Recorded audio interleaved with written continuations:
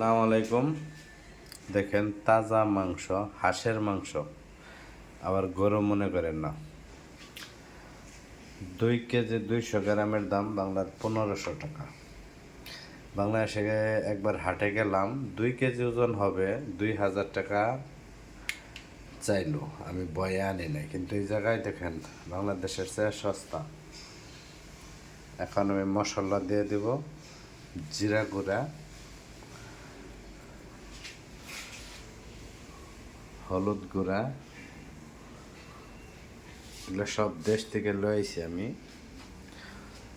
মোটামুটি অরিজিনাল। দইনা গুঁড়া,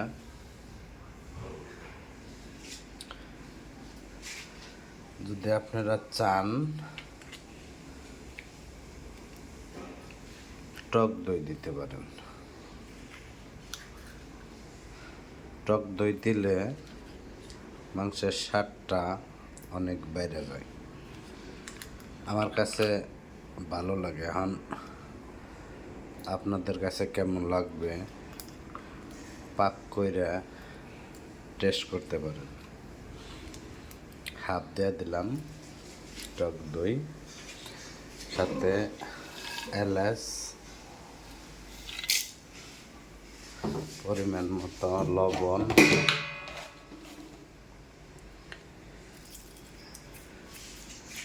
এখানে আছে আপনার মরিচ, পেঁয়াজ কুচি। আমি একটু বেশি বেশি খাই, এর লাগে বেশি বেশি দিই। আপনার চাইলে 2টাও দিতে পারেন। বাংলাদেশে যে পেঁয়াজের দাম, এই জায়গায় আবার পেঁয়াজের দাম কম, 5 কেজি $3। ডলারের দাম হইলে মনে হয় যে খুব কম, $3। হ্যাঁ, 300 টাকা। সব দেওয়া শেষ। এখন দিয়ে দিব আদা আর রসুন একসঙ্গে ব্লেন্ডার করছি।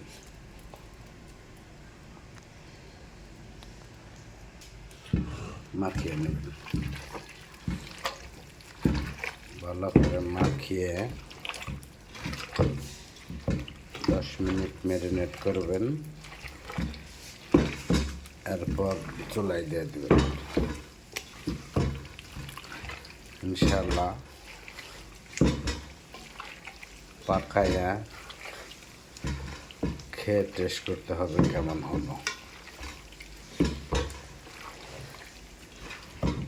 আপনার ঘরে বসে পাক করতে পারেন। ছেলেরা, বাংলাদেশের ছেলেরা তো পাক খুব কম জানে, শুধু মেয়েরাই পাক করে বেশি। নিজেরাও পাক করে দেখতে পারেন কি স্বাদ।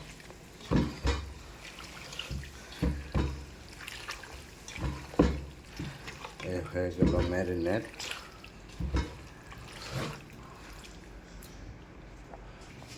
পরে আমি এই আলুগুলা দিয়ে দেবো। আলু দিলে স্বাদটা আরও দ্বিগুণ বেড়ে যায়, আমার কাছে তাই মনে হয়। দেশি আলু, ফার্মের আলু দিলে মজা লাগে না, দেশি আলুগুলো দেবেন।